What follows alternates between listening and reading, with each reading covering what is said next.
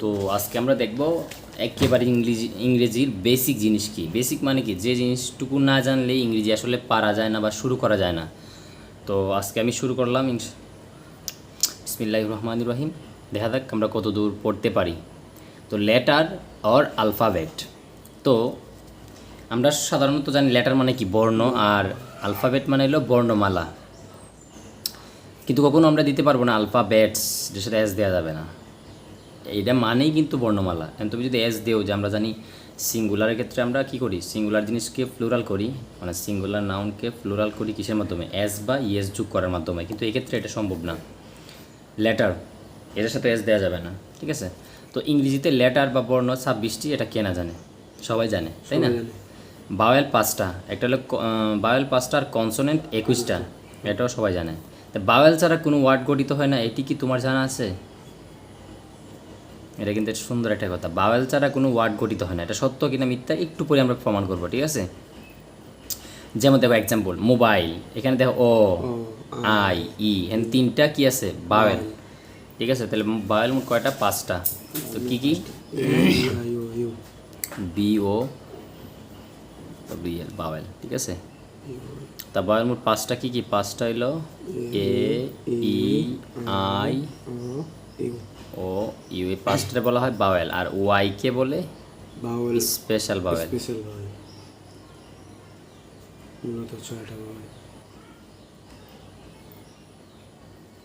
ঠিক আছে। তাইলে এই শব্দগুলা ছাড়া, মানে এই শব্দ না, সরি, এই লেটারগুলা ছাড়া কোনো শব্দ গঠিত হয় না। কিন্তু ব্যতিক্রম আছে। কোন সময়? এবার দেখো তো, লক্ষ্য করে দেখা যায় প্রতিটি ওয়ার্ডে এক বা একের অধিক বাওয়েল আছে, এই যে উপরেগুলা। এখন নিচেরটা দেখো। এবার নিচের এক্সাম্পলগুলো লক্ষ্য করি, ক্রাই, ফ্রাই, মাই, ট্রাই, এটসেট্রা। এখানে কিন্তু দেখো আবার কিন্তু বাওয়েল নাই, কিন্তু কোন বাওয়েল আছে, এই যে স্পেশাল বাওয়েল। তার মানে কোনো একটা শব্দ যদি বাওয়েল না থাকে, তাহলে অবশ্যই তার মধ্যে স্পেশাল বাওয়েল থাকবেই, এটা অবশ্যই, নাহলে কোনো একটা শব্দ গঠিত হতে পারে না। এখন কথা হইল যে স্পেশাল বাওয়েল যখন বসবে, তখন কিন্তু নর্মাল বাওয়েল আসবে না। নর্মাল কোনগুলো, এই যে এ, ই, আই, ও, ইউ। তবে এ, ই, আই, ও, ইউ এগুলোর সাথে কিন্তু ওয়াই আবার বসতে পারে। কারণ কি, স্পেশাল মানুষের সাথে কিন্তু নর্মাল মানুষ খুব বেশি বসতে পারে না, মানে এরকম সুযোগ হয় না, খুব কম, রেয়ার কেস। মনে করে একটা দেশের প্রধানমন্ত্রীর সাথে কি একটা হাম পাবলিক বা জেনারেল মানুষ কি বসতে পারবে? বসতে পারবে না। ঠিক তেমনিভাবে ওয়াই মানে যেহেতু স্পেশাল, এজন্য সে তাদের সাথে বসে না, একা একা বসে। আর সে যখন বসে তাদেরকে নেয় না, এরকম। কিন্তু তাদের সাথে কিন্তু আবার ওয়াই বসতে পারে ঠিকই। যাই হোক, তো এই ওয়ার্ডগুলোতে কোনো বাওয়েল নেই। তবে কি আগের কথাটি ঠিক নয় যে বাওয়েল ছাড়া ওয়ার্ড গঠিত হয় না? না, আসল রহস্য কি, কনসোনেন্ট হলো 20টা, তো বাওয়েল মূলত 6টা। 5টা হলে তোমার normal vowel, A, E, I, O, U, আর ওয়াইকে বলা হয় স্পেশাল বাওয়েল। সেই ক্ষেত্রটুকু আমরা ক্লিয়ার হলাম। এখন লেটার চেনার সাথে সাথে প্রতিটি লেটারের সঠিক উচ্চারণ জানা জরুরি, ঠিক আছে। লেটারের উচ্চারণ সঠিক হলে ওয়ার্ডের উচ্চারণ সঠিক হবে। ইংরেজি 26টি লেটারের সঠিক উচ্চারণ, যদিও আমাদের আসলে ওইভাবে, আমাদের যেহেতু মাতৃভাষা বাংলা, তো একেবারে 100% আমাদের হয় না, টুকটাক যতটুকুই হয়। কারণ আমরা বলি এ, কিন্তু এটা উচ্চারণ যদি করি A, B, C, D, E, F, G, H, I, J, আমরা বলি জে, এটা হবে জেই, খেই, এল, এম, এন, ও, আমরা বলি অ, কিন্তু O, P, Q, R, S, T, U, V, W না, কিন্তু এটা double U, X, Y, Z. আমরা যদিও জি বলি, কিন্তু এটা আমেরিকান ভাষা বলে জেড, সরি, আমরা আমেরিকাতে বলি জি, আর ব্রিটিশে বলে জেড, ঠিক আছে। দুইটা উচ্চারণ করলেই হয়। কিন্তু আমরা যখন উচ্চারণ করি, যেমন একটা এক্সাম্পল দিই, যেমন জো, তখন কি আমরা জেড উচ্চারণ করি? তাইলে কি, জো মানে কি চিড়িয়াখানা না? তাইলে দেখো এখানে কিন্তু আমরা জি কি উচ্চারণ করতেছি, কি জি। তাইলে আমরা কোনটা উচ্চারণ করি? American English. তো এরকম মাঝে মধ্যে খুব কমই হয় যে আমরা জি কে জেড উচ্চারণ করি। এখনই জেনে রাখা দরকার, বাওয়েল এবং কনসোনেন্ট মূলত সাউন্ডকে ফোকাস দেয়। সাউন্ড মানে কি, একটা শব্দ কীরকম হবে, উচ্চারণটা তার কীরকম হবে।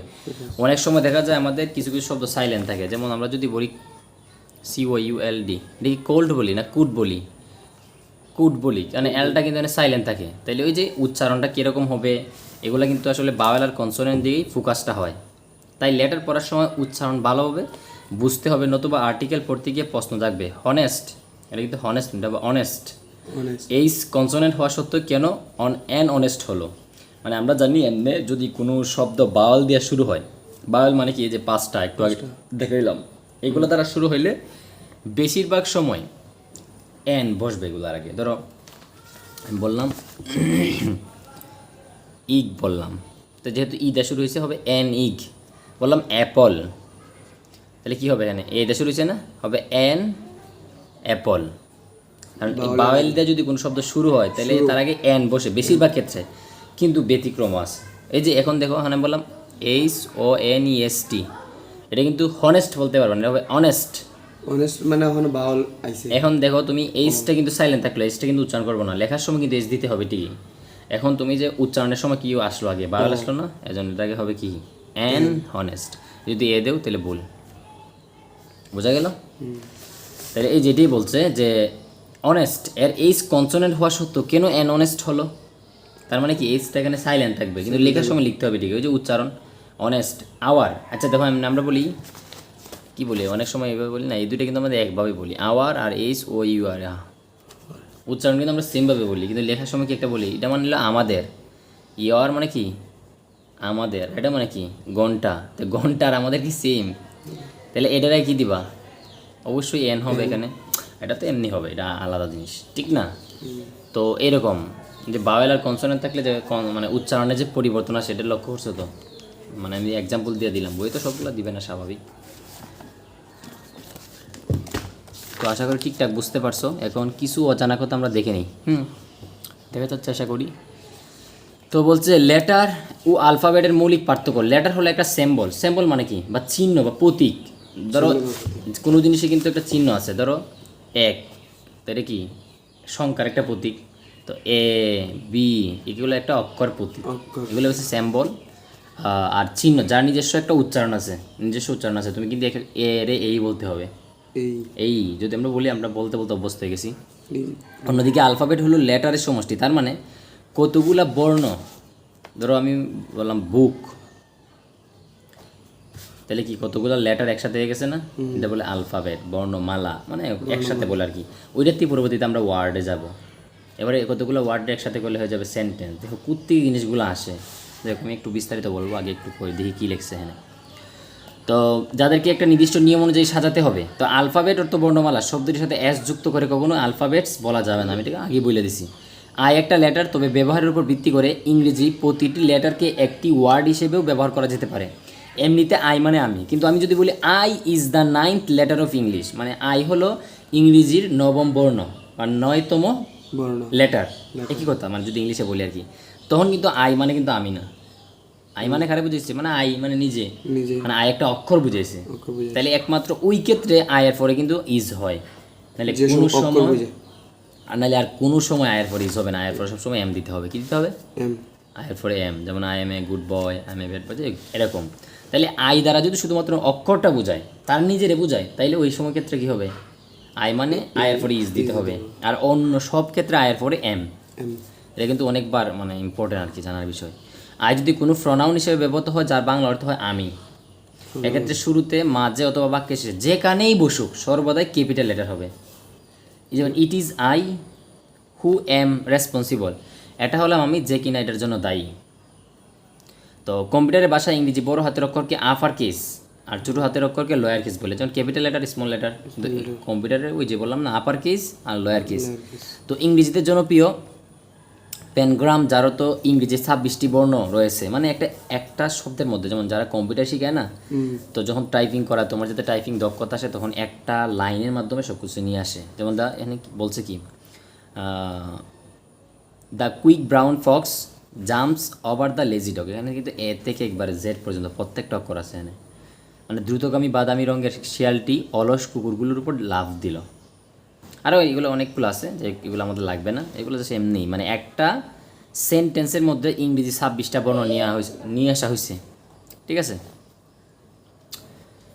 তো এগুলো আমাদের লাগবে না। এখন আমরা দেখব এই ওয়ার্ড যে এখন আমরা মোটামুটি একটু জানছি, ঠিক আছে, কনসোনেন্ট ভাওয়েল কি।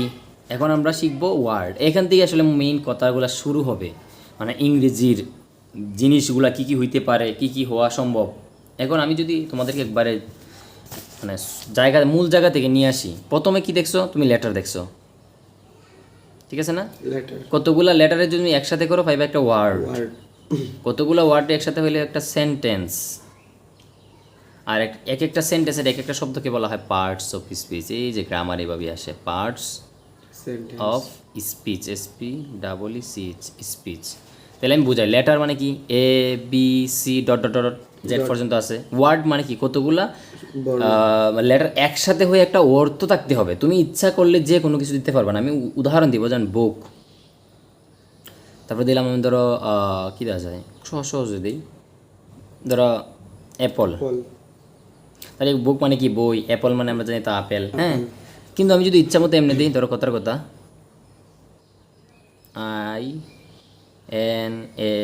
INAME, এগুলো মানে কোনো কিছু আছে, না এটার কোনো তাহলে এটা কিন্তু ওয়ার্ডই বলতে পারবে না। কেন বলতে পারবে না? তাহলে ওয়ার্ড হওয়ার শর্ত কি? ওয়ার্ড হওয়ার শর্ত হইল তোমার অবশ্যই যে তুমি কতগুলা মানে বর্ণ একসাথে হয়ে একটা অর্থ থাকতে হবে। অর্থ থাকতে হবে। এইগুলো একসাথে করলেই হবে না, একটা অর্থ যদি দেয় অর্থ থাকতে হবে। যদি না থাকে তাহলে ওয়ার্ড না। তাহলে এগুলো ওয়ার্ড কেন? এগুলো কিন্তু অর্থ আছে। বুক মানে বই, অ্যাপল মানে আপেল ফলের নাম। তাই একটা জিনিস বোঝাচ্ছে। আর কতগুলো এরকম ওয়ার্ড একসাথে হয়ে একটা সেন্টেন্স হয়। আমি যদি বলি আই গো টু স্কুল, দেখো এটা একটা ওয়ার্ড। আই দ্বারা যদি যদি একটা লেটার বলতে পারি, কিন্তু ওয়ার্ডও তো বোঝায়, হ্যাঁ। ধরো একটা লেটারই বললাম, গো টু স্কুল, তাহলে এটা একটা কি ওয়ার্ড, এটা একটা ওয়ার্ড, একটা ওয়ার্ড। তাহলে কতগুলো ওয়ার্ড একসাথে হয় একটা কি হয়? একটা সেন্টেন্স হয়। আর এই যে সেন্টেন্সের ভিতরে প্রত্যেকটাকে এক একটারে এক একটা পার্টস অফ স্পিচ বলে। পার্টস মানে কি? অংশ। স্পিচ মানে কি? কথা, বক্তৃতা। মানে পার্টস অফ মানে কি? স্পিচ এর মানে অফ মানে এর, স্পিচ মানে হলো বক্তৃতা, কথা। আর পার্টস মানে অংশ। তার মানে একটা কথার অংশ অংশ। দেখো একটা কথা বললাম, আই গো টু স্কুল, এখানে আই গো টু স্কুল, প্রত্যেকটা কিন্তু একটা একটা অংশ আছে না? অংশ। প্রত্যেকটা অংশরে বলা হয় পার্টস অফ স্পিচ। এইটাই কিন্তু গ্রামারের 14 গোষ্ঠী। এইটা পড়াতে হয়তো একবারে ওই যে নাউন, আর এটা আবার কত প্রকার? 8 প্রকার না? Noun, pronoun, adjective, verb, adverb, preposition, conjunction, interjection. গ্রামারের টপিকই মূলত পার্টস অফ স্পিচ। আর হলো তোমার ওই নাম জানি কি বলে, টেন্স। ওই দুইটা টপিক পড়লে মোটামুটি দেখা যায় তোমার 70% হয়ে যাবে, কিন্তু অনেক বড় টপিক। তো এখানে বুঝাই, তার মানে কি হলো, সেন্টেন্সের প্রত্যেকটা শব্দরে একটা একটা পার্ট অফ স্পিচ বলে। সেন্টেন্সের এখন কোনটারে কি পার্টস অফ স্পিচ বলে এগুলো কিন্তু আমরা সামনে দেখবো। যাই হোক, আমি মোটামুটি বুঝাইলাম যে আমাদের কেমনে গ্রামারটা সৃষ্টি হয়েছে। এখন আমরা দেখবো ওয়ার্ড, একটু তাও আবার পরে নেই।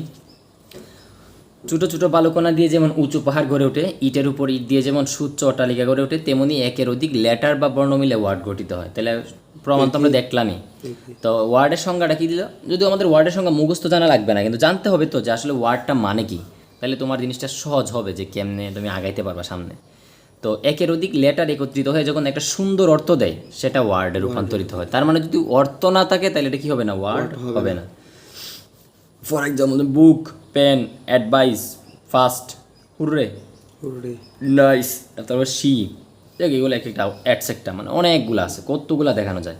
এবার লেখা হলো INAM, তুমি আমি বললো না ইনাম, এরকম বলতে কোনো ওয়ার্ড নাই। মানুষের নাম হইতে পারে, বাট এরকম কোনো ইংলিশে কোনো ডিকশনারিতে এরকম শব্দ নাই। তো এটা যদি সাজাইলে হয়, এটা কী হবে? NAME, name. নেম এটা কী হবে? KWB মানে বুক, এটা হবে NIC, নাইস। এগুলো দেখতে ওয়ার্ড মনে হচ্ছে, কারণ এখানে একের অধিক লেটার আছে, কিন্তু তা ওয়ার্ড নয়, কারণ লেটারগুলো এলোমেলো করে সাজানো হয়েছে, তার কোনো সুস্পষ্ট অর্থ নেই। তাহলে ওয়ার্ড হওয়ার জন্য অবশ্যই সুস্পষ্ট অর্থ থাকতে হবে। এই যে সাজায় এখানে লিখে দিছি, আমি তো বলে দিছি। তাহলে যে ওয়ার্ড লিখলে, শুধু ওয়ার্ড লিখলে হবে না, সাথে উচ্চারণের কৌশলও জানতে হবে। শব্দ উচ্চারণের শুদ্ধতা নির্ণয় হয় ফোনেটিক্স, ধ্বনিতত্ত্ব, বাংলা দ্বিতীয় পত্রের মধ্যে আছে, ঠিক আছে। ফোনোলজি, ধ্বনিবিদ্যা, সঠিকভাবে পারার মাধ্যমে এই বিষয়টি নিয়ে আলোচনা করা হবে। স্পেলিং এটা লাগবে না। ওয়ার্ড সম্পর্কে একটা বাড়তি ধারণা। এখন আমি কি, এক নাম্বার দেখো, আমি কি একজন ম্যান মানে মানুষ।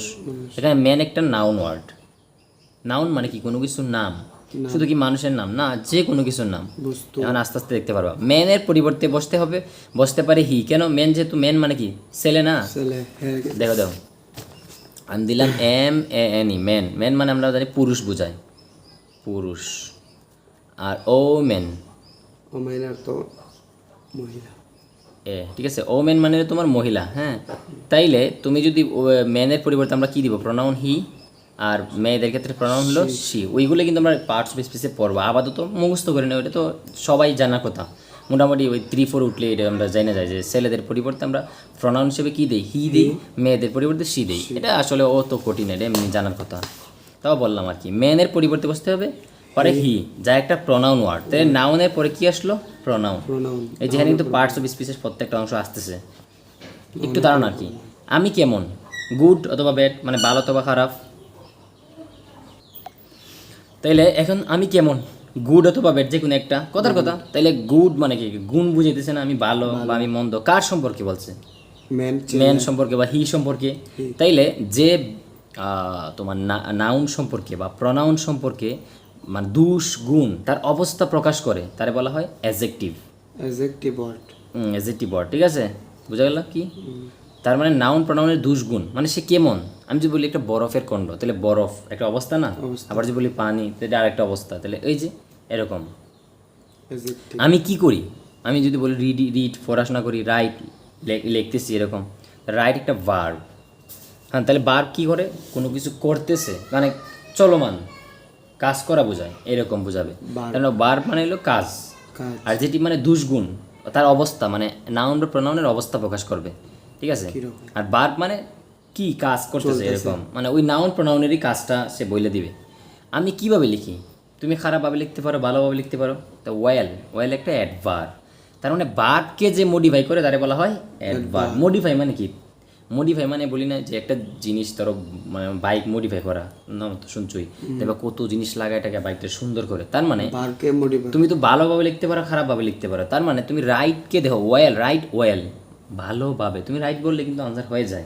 তো তুমি যদি তার সম্পর্কে আর একটু সুন্দর, মানে তুমি কি দিবা, মডিফাই করবা তারে, এর জন্য তুমি ওয়েলটা দিছো। এটা বুঝছো কিনা, বুঝা গেল? তাহলে ভার্বকে মডিফাই করে অ্যাডভার্ব, ঠিক আছে। তাহলে এরপর আমি কেমন অবস্থায় আছি, I am in a fancy mood, মানে এখানে ইন হলে একটা প্রেপোজিশন, তোমার ইন, এ যে ইন, প্রিপোজিশন। এগুলো আমরা আস্তে আস্তে জানবো, সমস্যা নেই। ব্যক্তির কথাগুলো বর্ধিত বা যুক্ত হয় কি দ্বারা, মানে তুমি একটা কথারে বড় করবা। আমি বললাম যে এরকম হবে কথার কথা, না, হি গোস টু মার্কেট অ্যান্ড, দেখো হি গোস টু মার্কেট, সে বাজারে গেছে, গেছে, হ্যাঁ।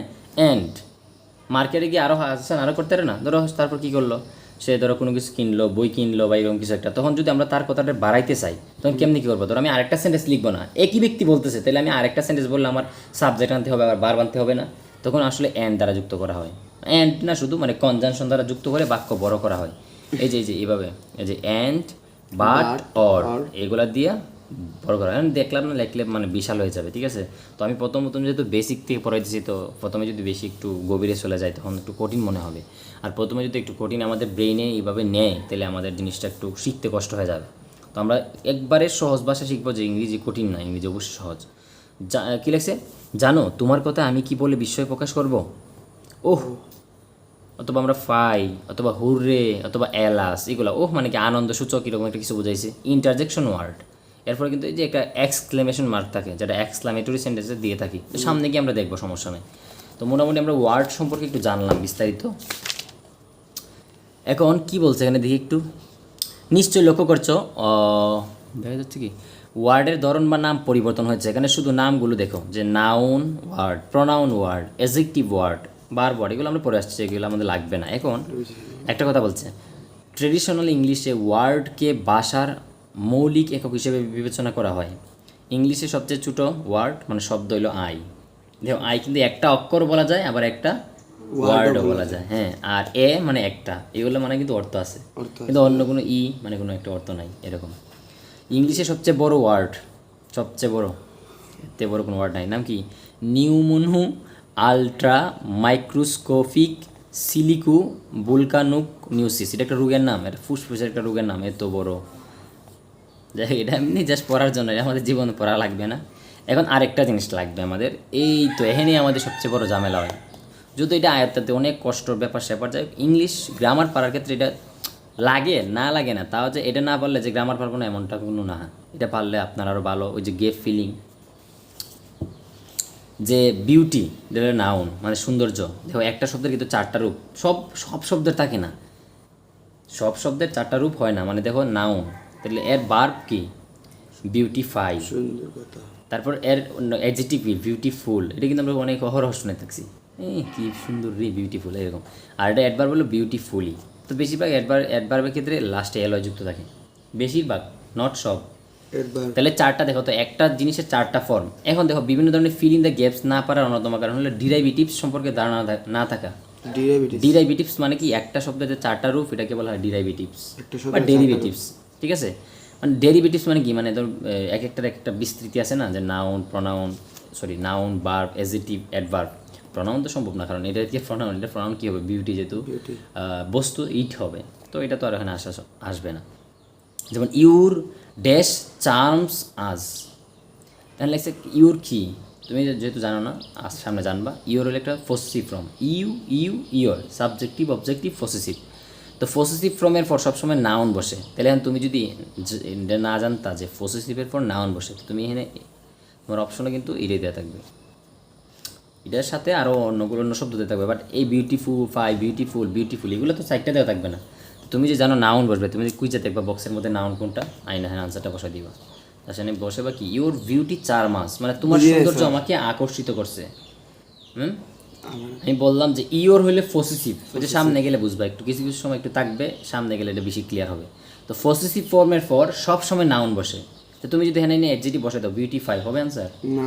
এই জন্যই তোমার না, এই যে কি ডিরাইভেটিভ জানতে হয়, বুঝছো? যেমন ইওর প্রেজেন্টেশন চার্মাস, তোমার প্রেজেন্টেশনটা কি করছে আমাকে, মানে মুগ্ধ করছে, বা আমি বিমোহিত হয়েছি, বা অনেক ভালো হয়েছে এরকম। তাইলে এখানে কি আছে? পসেসিভ এবং নাউন এর মাঝে অ্যাডজেক্টিভ বসে। দেখো পসেসিভ এবং নাউন এর মাঝখানে কি বসে? Adjective. অ্যাডজেক্টিভ বসে। তাহলে এখানে অ্যাডজেক্টিভ কোনটা? এটা না, যেটা না বিউটিফুল, এই জন্য কিন্তু এখানে বিউটিফুল হয়েছে। এখন তুমি কেউ যদি এসে বিউটিফাই বসায় বা অ্যাডভার্ব বসায়, তাহলে ওইব আনসার। ও এই যে গেপ ফিলিং যে থাকে শূন্যস্থান, এই যে এগুলা না পারলে তখন একটু ঝামেলা হয়ে যায়। ঠিক আছে, তাইলে আমরা এগুলো আস্তে আস্তে শিখবো, সমস্যা না। এগুলো যখন অ্যাডভান্স তুমি হয়ে যাবা, তখন আস্তে আস্তে এগুলো শিখতে হবে, আস্তে আস্তে শিখবা, দৈনিক 5-6টা করে শিখবা, তাইলে হয়ে যাবে। ওকে, তো যতটুকু পড়লাম মোটামুটি আশা করি ক্লিয়ার হয়েছে, ঠিক না? ওয়ার্ড সম্পর্কে জানলাম, এবারে ইংরেজির মানে বর্ণমালা কয়টা, একেবারে 0 থেকে শুরু করছি, ঠিক আছে? এখানে কতগুলো শব্দ আছে, এগুলো আমাদের লাগবে না অবশ্য। যাই হোক, তাহলে এখন আমরা লেসন 2-তে যাই। তো আমরা কি বলছিলাম, কতগুলো লেটার একত্রিত হয়ে প্রথমে হয় কি? ওয়ার্ড। আর কতগুলো ওয়ার্ড একসাথে হয়ে হয় একটা বাক্য বা সেন্টেন্স, বাংলায় বলে বাক্য, ঠিক আছে? তো আমরা তো জানি এমনি যদি আমরা বলি বাক্য কত প্রকার, বাক্য কিন্তু 5 প্রকার, ঠিক আছে না? অ্যাসার্টিভ, তারপর ইন্টারোগেটিভ,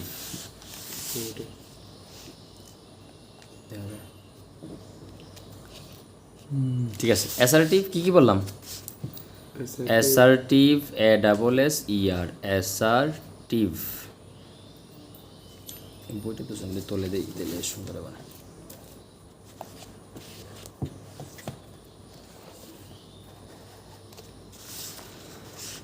তো আমি লিখতেছি অ্যাসার্টিভ, তারপর ইন্টারগেটিভ, ডাবল টি নাকি ইন্টারোগেটিভে? ঠিক আছে, ডাবল না, ইন্টারোগেটিভ। তারপর ইম্পারেটিভ, তারপর হলো অপটেটিভ, হলো এক্সক্লামেটরি,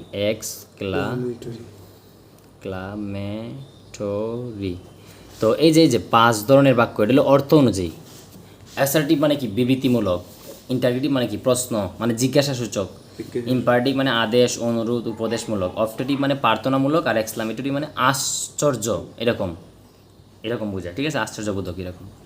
তো অর্থ অনুযায়ী সেন্টেন্স বা বাক্য 5 প্রকার বললাম। আবার গঠন মানে স্ট্রাকচার অনুযায়ী আবার 3 প্রকার। বাংলা দ্বিতীয়তে কিন্তু এটা আছে, ঠিক আছে?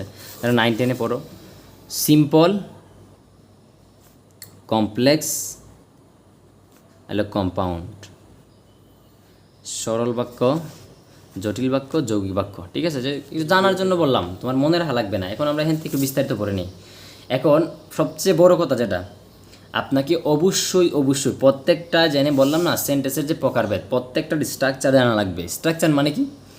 যদি তারা একই রকম স্ট্রাকচারের হইতো তাহলে কি 5 ধরনের হইতো? অবশ্যই হইতো না। আমি একটা সেন্টেন্স যদি সবাই প্রকাশ করতে পারতাম তাহলে তো আমার 5 ধরনের আর আনা লাগতো না। তো এখন আমাদের যদি ইংলিশ গ্রামার পড়তে হয়, এই 5টা স্ট্রাকচার অবশ্যই মুখস্থ করতে হবে। কেন? আপনি যখন পাঞ্চুয়েশন পড়তে যান, পাঞ্চুয়েশনে কী বসা থাকে? দাড়ি কমা বসানো লাগে। তো আপনি যদি বুঝতেই পারেন না যে এটা কি অ্যাসার্টিভ বাক্য, তো আমরা জানি অ্যাসার্টিভ বাক্য শেষে আমরা কী দিই? ফুল স্টপ দিই। ইন্টারগেটিভ হলে একটা প্রশ্নবোধক কোয়েশ্চন মার্ক দিই, ইম্পারেটিভ ও ফুল স্টপ, অবজেক্টিভ ও ফুল স্টপ, আর এক্সক্লামেটরি হলে একটা এক্সক্লেমেশন মার্ক। তো তুমি যদি সেন্টেন্সই ধরতে না পারো, তুমি যদি ফুল স্টপের জায়গায় বসাই দাও প্রশ্নবোধকের জায়গায় বসাই দাও যদি ফুল স্টপ বা এক্সক্লেমেশন মার্ক, তাহলে কি হবে? তাহলে আমাদের ওই যে পাঞ্চুয়েশন না পারার আরেকটা কারণ হলো আমরা সেন্টেন্সের স্ট্রাকচার সম্পর্কে অবগত না। মানে কি? আমরা জানি না। এক কথায় তুমি যদি ইংলিশ শিখতে চাও, কিছু কিছু জিনিস তোমার মুখস্থ করতে হবে। এক কথায় মুখস্থ, কোনো কথা নাই। তোমার মুখস্থ বিদ্যা ভালো না, ওইটা মানছি ভাই, তুমি বারবার পড়তে পড়তে মনে রাখবা।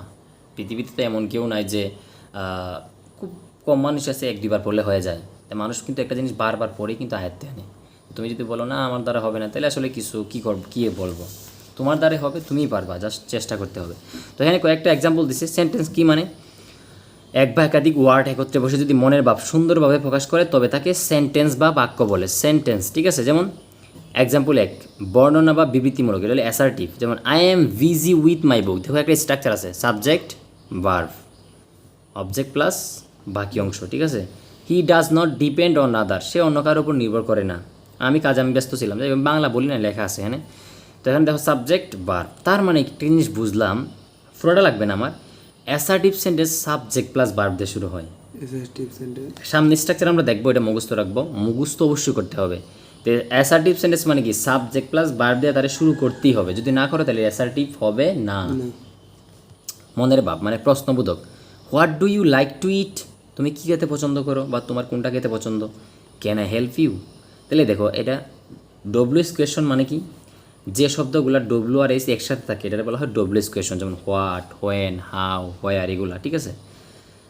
এগুলোর বলা হয় ডব্লিউএস কোয়েশন। তো ডব্লিউএস কোয়েশন দিয়ে শুরু হইতে পারে। এখন ডব্লিউএস কোয়েশন দিয়ে শুরু হইলেই কিন্তু এটা ইন্টারগেটিভ হবে না, এটা ভুল।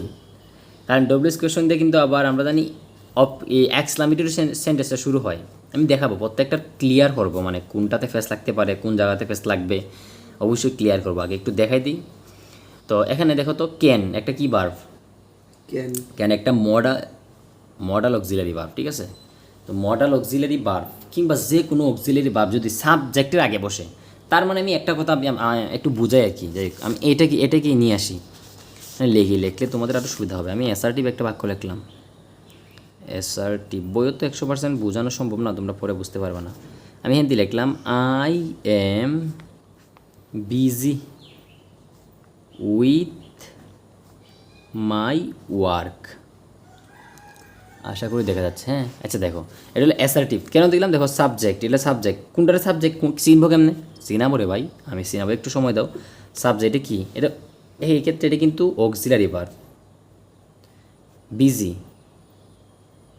আমরা বলতে পারি বিজি উইথ মাই, যে আমি আর বললাম না, subject plus verb plus object. হ্যাঁ, আমরা এতটুকু জানলাম, সাবজেক্ট প্লাস ভার্ব থাকবে, এটা অক্সিলারি ভার্ব হোক আর মেইন ভার্ব হোক, ঠিক আছে?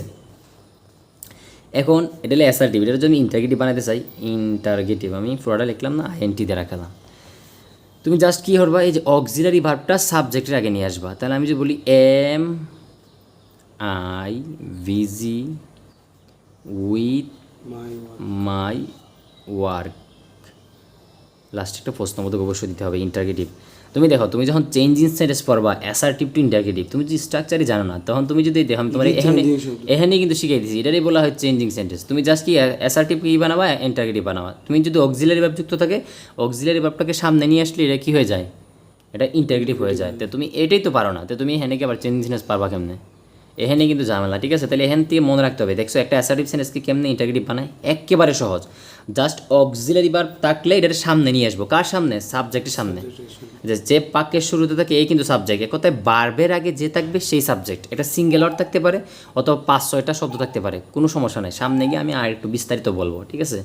তো এটা একটু মনে রাখো যে সাবজেক্টের আগে যদি অক্সিলারি ভার্বটা নিয়ে আসো এটা কি হয়ে যায়, ইন্টারগেটিভ হয়ে যায়। এখন বলতে পারো যে স্যার যদি সাবজেক্ট আমার যদি অক্সিলারি ভার্ব না থাকে তখন অবশ্যই অন্য কোনো মানে পথ আছে। তোমার যদি একটা রাস্তা বন্ধ হয় তাহলে অবশ্যই আরেকটা রাস্তা খোলা আছে। তো তুমি আগে একটা শিখো না, তারপর আস্তে আস্তে শিখবা, ঠিক আছে? যা মাত্র শুরু করলাম, এখন একসাথে যদি সব দিয়ে দিই তো দেখবা তুমি আবার ভুলাই ফেলবা। সো নেক্সট সামনে যখন পড়াবো তখন অবশ্যই বলে দিব। তো এসআরটিতে কীভাবে ইন্টারগেটিভ যা বুঝতে পারছো? এই যে এখানে দেখো, এখন যদি আমরা এটারে এসআরটিভ পড়তে চাই তাহলে জাস্ট কী করবো, সাবজেক্টের পরে ক্যানটা বসাই দিব।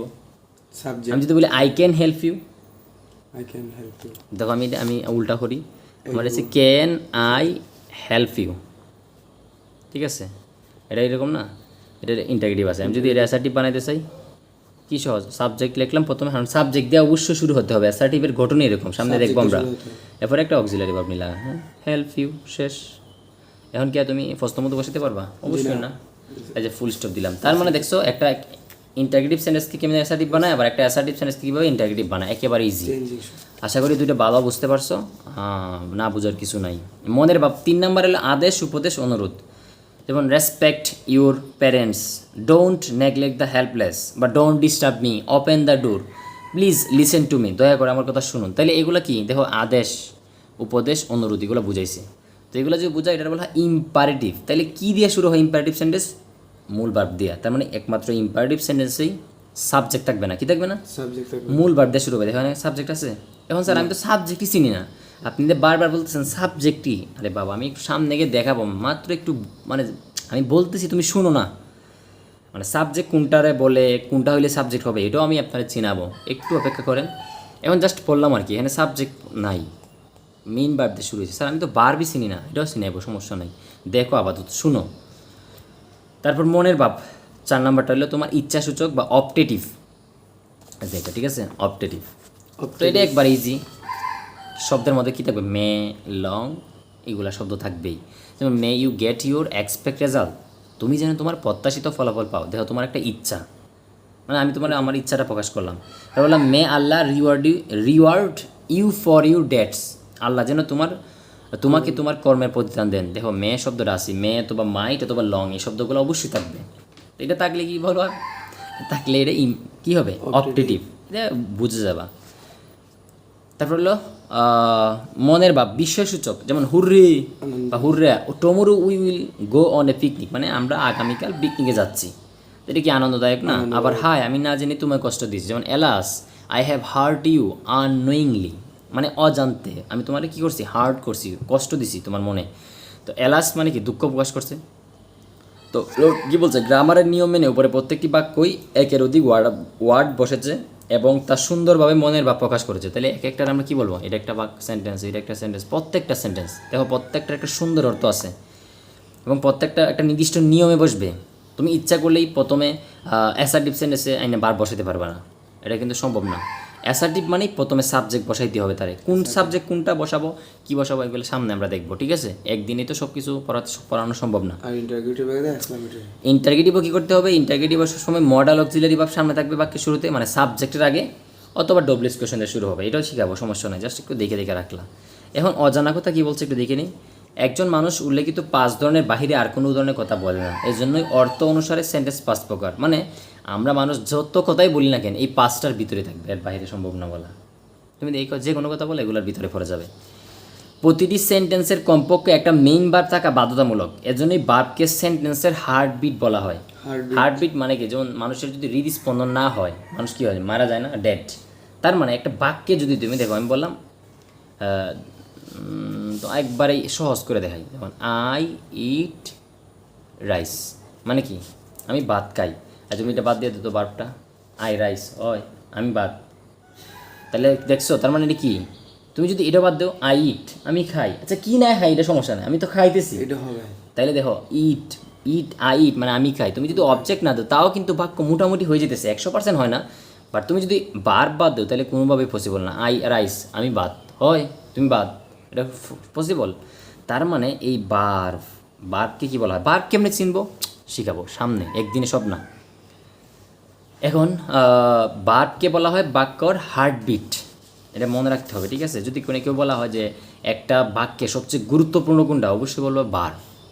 যেমন তুমি দেখো ভার্ব কেন গো, গো মানে কি যাও বা যাওয়া, হ্যাঁ তুমি দেখো এটা কিন্তু সাবজেক্টও লাগে না অবজেক্টও লাগে না, না তার মানে এটা আলাদা একটা পাওয়ার আছে যে অনেক সময় দেখা যায় একটা শব্দ দিয়ে তুমি একটা বাক্য প্রকাশ করতে পারো।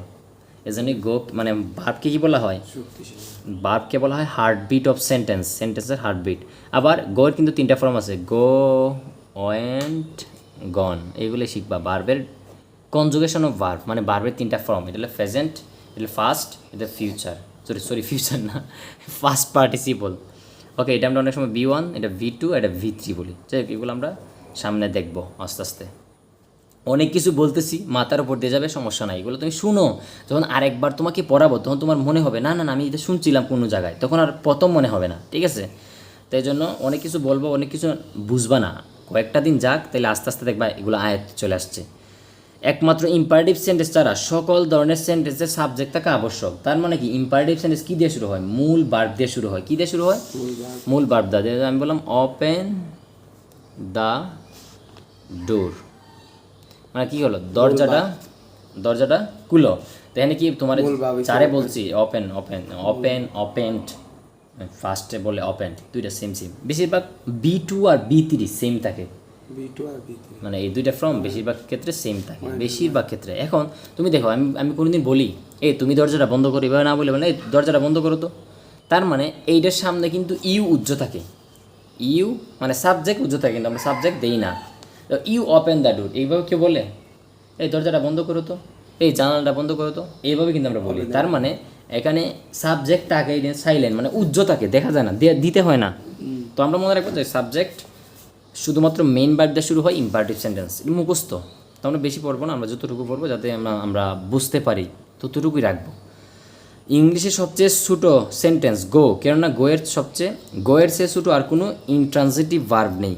ইন্ট্রানজিটিভ ওমা বলতে পারো মা, এগুলা করতে আসলো আবার ইনট্রানজিটিভ ভার্ব কি? আগে শুধু বললেন শুধু ভার্ব, এখন আবার সাথে একটু লাগাইও দিলেন, এটা কোনো কথা? এখন এগুলোও শিখাবো, সমস্যা নাই। ইনট্রানজিটিভ ভার্ব দেখ, আমি তাও একটু বলে নেই, বলার জন্য বলতেছি, আপনার শিখা লাগবে না। ট্রানজিটিভ আর ইনট্রানজিটিভ মানে কি? ট্রানজিটিভ ভার্ব মানে ট্রান্সিটিভ ভার্ব, যে ভার্বের অবজেক্ট থাকবে এটা বলবো আমরা ট্রানজিটিভ ভার্ব। এতটুকু মনে রাখি, যে ভার্বের অবজেক্ট আছে এটা ট্রানজিটিভ, আর যে ভার্বের অবজেক্ট নাই তাকে বলা হয় ইনট্রানজিটিভ ভার্ব। তাহলে গো কি ভার্ব? অবশ্যই ইনট্রানজিটিভ, কারণ এর উপরে তো অবজেক্ট নাই। অবজেক্ট মানে কি, ভার্বের পরে যে তাকে এই অবজেক্ট বলা হয়, বেশিরভাগ ক্ষেত্রে ভার্বের পরে যে তাকে সেই অবজেক্ট। তাহলে যেহেতু গো এটা ইনট্রানজিটিভ ভার্ব, কেন? কারণ এর অবজেক্ট নাই।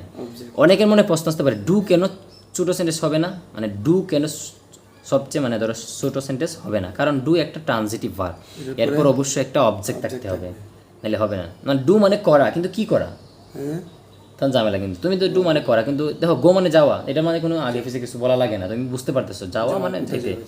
আর ডু মানে কেন ট্রানজিটিভ ভার্ব? কারণ এটার অবজেক্ট থাকতে হবে। তাহলে ট্রানজিটিভ আর ইনট্রানজিটিভ ভার্ব আমরা ভার্বের প্রকারভেদ গিয়ে পড়বো, তখন তো শিখবই। তখন যদি হঠাৎ করে ট্রানজিটিভ আর ইনট্রানজিটিভ, ওই আমি তো প্রথম লেসনে পড়ছিলাম, এই জন্যই তোমার জাস্ট একটু বললাম, তুমি শুনে রাখো, পড়ো, আস্তে আস্তে এগুলো দেখবা নলেজ গ্যাদার হবে। একদিনে কিন্তু হবে না, আর একদিনে কোনো কিছু এত জিনিস হয় সম্ভব না। এখন আমরা দেখবো কি দেখো, কাইন্ডস অফ সেন্টেন্স। এই যে এতক্ষণ তো দেখলাম sentence assertive, interrogative, imperative, objective, exclamatory. এখন এগুলার স্ট্রাকচার সহ দেখবো, মানে এগুলার স্ট্রাকচার। আগে তো জাস্ট খালি সেন্টেন্স পড়ছি, মানে অ্যাসার্টিভ সেন্টেন্সটা দেখতে কীরকম, এখন এটার স্ট্রাকচার সহ শিখবো। অবশ্যই স্ট্রাকচারগুলো মুখস্থ থাকতে হবে। তো অ্যাসার্টিভ, এটার নাম হলো ডিক্লারেটিভ অথবা স্টেটমেন্ট, ইন্টারোগেটিভ বা কোয়েশন, ইম্পারেটিভ বা কমান্ড, অবজেক্টিভ, এক্সক্লামেটরি, ঠিক আছে?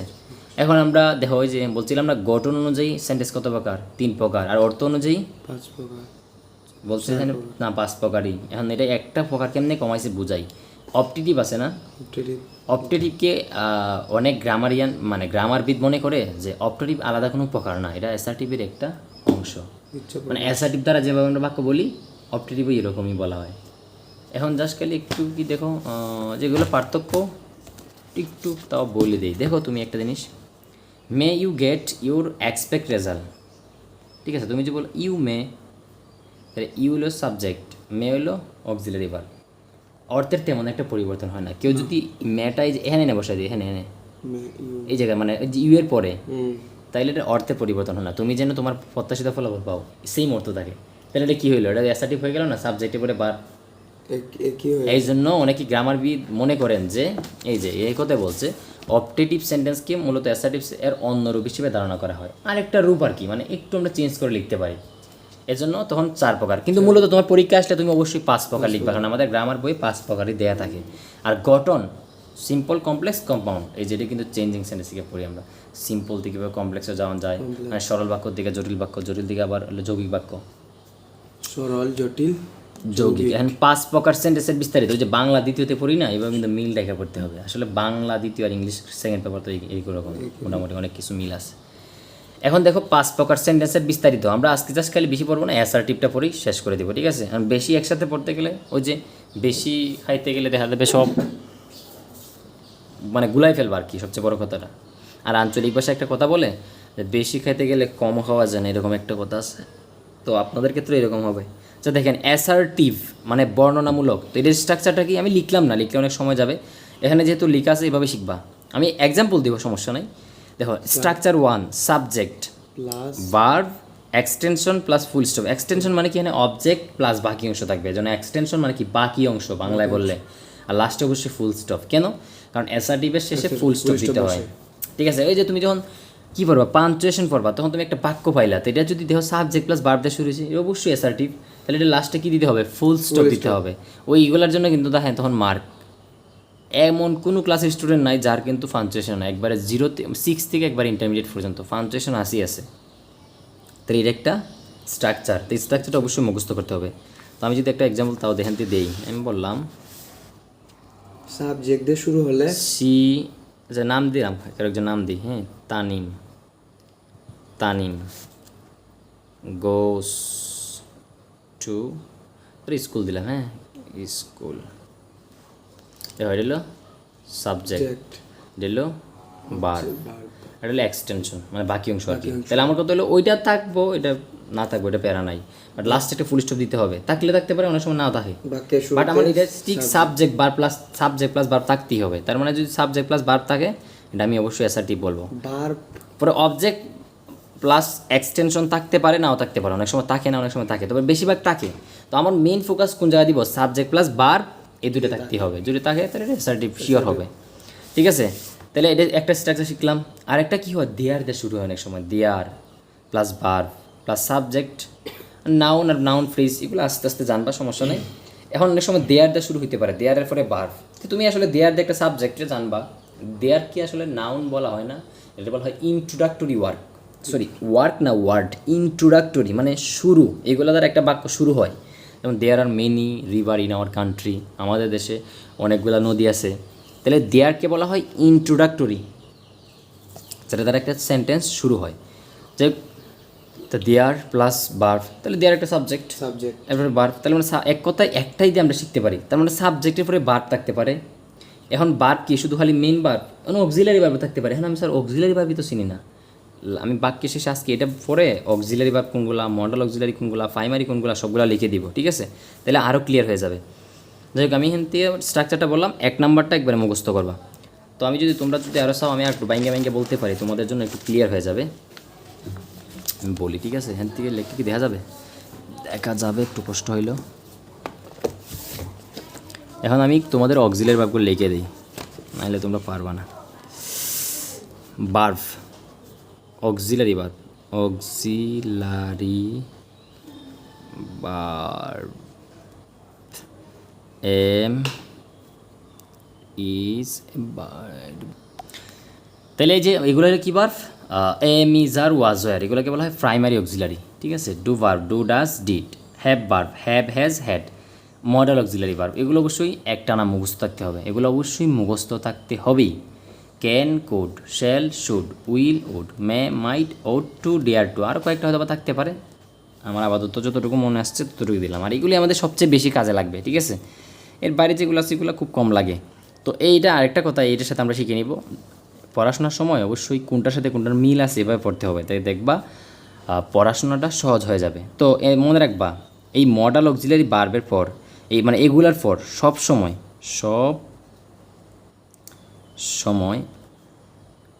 ভার্ব এর প্রেজেন্ট ফর্ম হবে, প্রেজেন্ট ফর্ম। তো তুমি তো প্রেজেন্ট ফর্ম বুঝোই না। আচ্ছা সামনে বুঝবা, সমস্যা নাই, জাস্ট খালি মনে রাখো না যেটা মুখস্থ, যে রাইট ফর্ম অফ ভার্ব পড়বা না, রাইট ফর্ম অফ ভার্ব এখানে আমাদের কাজে লাগবে। একটা দুইটা থাকবে প্রত্যেকবার, কোনো সময় বাদ যাবে না, এখান থেকে আসে না করে অবশ্যই থাকবে। আমি আপনার প্রমাণ সহ দেখাবো, সমস্যা নাই। Can, could, shall, should, will, would, may, might, ought to, dare to, এগুলো কী verb? Modal auxiliary verb. Modal auxiliary ভার্বের পর সবসময় ভার্বের প্রেজেন্ট ফর্ম হয়, মানে B1 আর কি, এক কথায় B1 হয়। কখনো V2 V3 হবে না, কখনোই না। বি ঠিক আছে, তাহলে এগুলো আমরা জানলাম। এখন আমি যদি তোমার স্ট্রাকচারটা বলি, অ্যাসার্টিভ আসলে কীরকম হইতে পারে। স্ট্রাকচার ধরো আমি 1 বললাম, 01, সাবজেক্ট প্লাস ভার্ব প্লাস, ধরো আমি এক্সটেনশন না দিয়ে অবজেক্ট দিলাম, প্লাস একটা ফুল স্টপ দিও, হ্যাঁ আমি লিখলাম না, এটা দিলাম। তাহলে আমি যদি বলি আই দিলাম গো গো টু স্কুল, দেখো সাবজেক্ট ভার্ব অবজেক্ট। অবজেক্ট তুমি এক্সটেনশন বলতে পারো, একই কথা। অবজেক্ট বলতে পারো। কিন্তু এটা আমরা অবজেক্ট ডিরেক্ট বলতে পারি না, কারণ তুমি হয়তো আস্তে আস্তে বুঝে যাইবা। প্রিপোজিশনের পর অবজেক্ট থাকে না, প্রিপোজিশনের পর এক্সটেনশন থাকে, এই জন্যই এখানে এক্সটেনশন লেখা ছিল। এই যে এই বইয়ে কিন্তু এক্সটেনশন লেখা, অবজেক্ট থাকে, অবজেক্টও থাকে, কিন্তু এইটা অবজেক্ট না। তো আপাতত ধরুন এটাই অবজেক্ট, আমরা যেহেতু শুরু থেকে শিখতেছি। তো স্ট্রাকচারটা আবার দুই রকম হইতে পারে। দেখো এটার পরে কী ভার্ব ছিল? Direct main verb. এনে কি অক্সিলারি ভার্ব ছিল? না না না, তাইলে কি হইতে পারে? তো অক্সিলারি ভার্ব তো হইতে পারে না। আবার যদি আমি স্ট্রাকচারটা এরকম বলি, subject plus auxiliary verb plus extension দিলাম, হ্যাঁ এক্সটেনশন প্লাস ফুল স্টপ, ঠিক আছে। সাবজেক্ট প্লাস অক্সিলারি, আমি বললাম he is a good boy, হ্যাঁ। তাহলে দেখো subject plus auxiliary verb extension plus last একটা ফুল স্টপ দিলাম, বুঝলা? তাহলে দেখো subject plus auxiliary verb plus extension, তাইলে শুধু মূল ভার্ব, সাবজেক্টের পরে শুধু মূল ভার্ব দিলেও এটাও অ্যাসার্টিভ। সাবজেক্টের পরে যদি তুমি কী ভার্ব দাও? অক্সিলারি ভার্ব, এটা প্রাইমারি অক্সিলারি হোক, মডেল অক্সিলারি ভার্ব হোক, অথবা ডু ভার্ব হোক, অথবা হ্যাজ কী ভার্ব হোক, হ্যাভ ভার্ব হোক, যে কোনো অক্সিলারি ভার্ব হইলেও এটাও অ্যাসার্টিভ হবে। আবার আরেকটা কী হইতে পারে সম্ভাব্য, মানে তিন ধরনের সম্ভব, এর উপরে সম্ভব না, আমি আপনার দেখাই। 3 নাম্বারটা কীরকম সম্ভব? অক্সিলারি ভার্ব আর মেইন ভার্ব একসাথে থাকতে পারে না? একসাথে থাকতে পারে কি? আমি বললাম এরকম বললাম, সাবজেক্ট প্লাস অক্সিলারি বা ভার্ব প্লাস আমি আবার দিলাম মেইন ভার্ব, মানে বা মেইন ভার্ব প্লাস এক্সটেনশন দিলাম, হ্যাঁ এই এক্সটেনশন প্লাস লাস্টে তো ফুল স্টপ থাকবেই। তাই আমি যদি বলি he is going to school, যে স্কুলে যাইতেছে না এখন চলমান, গোয়িং তাহলে দেখো তো অক্সিলারি ভার্ব আছে, মেইন ভার্ব আছে, গোয়িং কিন্তু একটা ভার্ব, ঠিক আছে। যদিও আস্তে আস্তে এগুলো বুঝবা কি ভার্ব, ট্রানজিটিভ, ইনট্রানজিটিভ, তারপর ইনফিনিটিভ, ওগুলো পরে। আপাতত আমি যেটা বুঝাইতে চাচ্ছি ওইটাতে আমরা থাকি, হ্যাঁ। তাই আমি বললাম সাবজেক্টের পরে অক্সিলারি ভার্ব আর মেইন ভার্ব একসাথে থাকতে পারে, এটাও কিন্তু অ্যাসার্টিভই। তা এক কথায় সাবজেক্ট প্লাস ভার্ব, তুমি এটা মেইন ভার্ব দুটো একসাথে থাকলে আমার সমস্যা কি? আমার তো সাবজেক্ট প্লাস অক্সিলারি ভার্ব পেয়ে গেছি, এটা অ্যাসার্টিভ হবে শিওর। কারণ এরপরে মেইন ভার্ব থাকলেও থাকতে পারে, না থাকলে নাও থাকতে পারে, থাকলে সমস্যা নাই, না থাকলে সমস্যা নাই, প্যারা আছে সাবজেক্ট প্লাস নাই? ভার্ব সাবজেক্ট প্লাস ভার্ব থাকতেই হবে, যদি থাকে তাহলে অ্যাসার্টিভ হবে শিওর। তাহলে আমরা 3ভাবে দেখাইতে পারি আসলে, কিন্তু বইয়ে তো আসলে ওইভাবে দেওয়া থাকবে না, এটা স্বাভাবিক। ওনারা একটা দিয়ে সবগুলো বুঝিয়ে দিচ্ছে, তার মানে এটার ভিতরে লুকায়িত কিন্তু আছে, ঠিক না? আর দেয়ার দিয়ে শুরু হইতে পারে, তো দেয়ারের পরে তো ভার্ব আছে, তো দেয়ারতে একটা মানে ইন্ট্রোডাক্টরি ওয়ার্ড। তো মূলত আমরা যেখান থেকে আমরা যে কতগুলো দেখি, আবার অ্যাসার্টিভকে 2 ভাগে ভাগ করা হয়েছে, অ্যাফার্মেটিভ আর নেগেটিভ। প্রথমেই কিন্তু চেঞ্জিং সেন্টেন্সের প্রথমেই থাকে চেঞ্জ অ্যাফার্মেটিভ টু নেগেটিভ। তাহলে আসলে অ্যাসার্টিভেরই 2টা প্রকার হলো, অ্যাফার্মেটিভ মানে হা বোধক, নেগেটিভ মানে না বোধক। এগুলো কিন্তু অনেক মজাদার। কীরকম? তুমি অ্যাফার্মেটিভ একটা হা বোধক ভাগ করে না বোধক করবা, অর্থের পরিবর্তন হবে না। আমি বললাম, আমি কথা বললাম যে আমি তোমাকে দেখো আমি ইংলিশে বলি, আই রিমেম্বার ইউ, এটা হলো হা বোধক মানে অ্যাফার্মেটিভ। আর এটা যখন নেগেটিভ করি, আই কী দিয়েছে, আই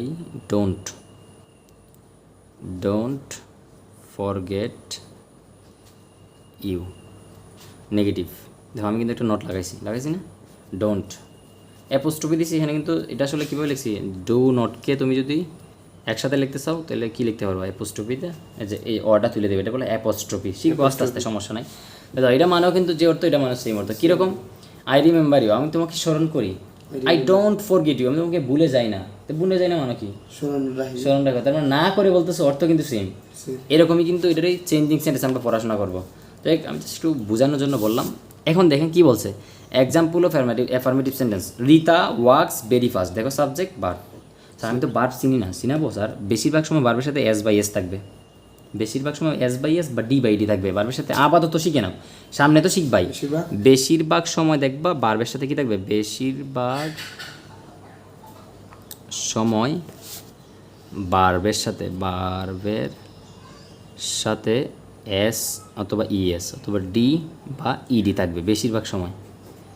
এটা চিনার জন্য বললাম আর কি। হ্যাঁ, তো দেখো তো এখানে এস, তাহলে এটা ভার্ব। আমি তখন মানে ছোটো বাচ্চা, আমি তো চিনি না, এই জন্য আমি আপাতত কিছু স্যাম্পল দেবো, এগুলো দিকে মনে রাখতে হবে। তো যেহেতু এস আছে তো এটা ভার্ব, তাহলে এটা কী থাকবে, অবশ্যই সাবজেক্ট। কারণ ভার্বের আগে অবশ্যই সাবজেক্ট থাকবে, এটা শিওর। সব সময়। আর যদি ভার্ব দিয়ে শুরু হইতো তাহলে তো ইম্পারেটিভ হয়ে যেত। এটা তো আমি অ্যাসার্টিভ পড়তেছি, তাহলে সাবজেক্ট ভার্ব, তাহলে অ্যাসার্টিভ শিওর। আবার হি ক্যান, যেহেতু হি সাবজেক্ট, ক্যান কি মডেল অক্সিলারি ভার্ব, মুখস্থ না থাকলে কিন্তু হবে না, ক্যান। তাহলে subject plus model auxiliary verb পাইছি, তাহলে এটা কি সেন্টেন্স অ্যাসার্টিভ। এটা কি, এটা হবে অ্যাসার্টিভ। তাই দেখো এটার পরে কিন্তু রিড আছে, রিড কিন্তু একটা ভার্ব, এটা কিন্তু মেইন ভার্ব। এখন মডেল অক্সিলারি ভার্বের হচ্ছে মেইন ভার্ব, কিন্তু আমি বলছিলাম কি সকল মডেল অক্সিলারি ভার্বের পর ভার্বের বি1 বসে, এটা কিন্তু বি1। দেখছো এই যে এখানে কিন্তু রাইট ফর্ম পাবে, তখন রুল ফরবা মুখস্থ। তোমার তো আমি একটা রুল শিখাই ফেলছি, এভাবে ফরবা, দেখবা তোমার অনেক সহজ হবে। যাই হোক, তাহলে কি লিখছি এটা, হোক ফার্ম টেস্ট সোর, মানে আমরা খেতে টক। There is a post office in the village. দেখো দেয়ার প্লাস ইজ মানে ভার্ব। এখন এটা অক্সিলারি ভার্ব হইতে পারে, মেইন ভার্ব হইতে পারে। আমি তো শিখাইলাম অক্সিলারি ভার্ব বা কোনগুলো, এই যে এগুলো হলে সবগুলো, এগুলো অক্সিলারি মানে প্রাইমারি, এগুলো হলে তোমার টু ভার্ব, হ্যাভ ভার্ব, এটা হলে মডেল অক্সিলারি ভার্ব। তার মানে সাবজেক্টের পর এগুলো থাকলেই এটা অ্যাসার্টিভ। শিখে গেলাম। ওকে, তাহলে আমরা অ্যাসার্টিভ মোটামুটি শেষ। এখন এক্সাম্পল অফ নেগেটিভ সেন্টেন্স, এটা এখানে দেখানো লাগবে না, আমি অলরেডি তোমাকে দেখাই ফেলছি, আরও সহজ বাক্য, ঠিক আছে? ওকে, তাহলে কি বলছে, অজানা কথা, নেগেটিভ সেন্টেন্সের ক্ষেত্রে অক্সিলারি ভার্বের সাথে নট বসাতে হয়। যদি অক্সিলারি ভার্ব যুক্ত থাকে তখন নট বসাতে হয়। এগুলো আমরা শিখবো, সমস্যা নেই। আপাতত আমরা দেখি এটা, এদিকে আছে ইন্টারগেটিভ, তারপর ইম্পারেটিভ, অপটেটিভ, এক্সক্লামেটরি। এগুলো আমরা নেক্সট দিন দেখবো, একদিনে সব পাইতে গেলে পরে দেখবা গুলাই ফেলবা। এখন বলো তো তুমি কোনো বুঝছো না, এরকম কোনো জিনিস জানার আছে?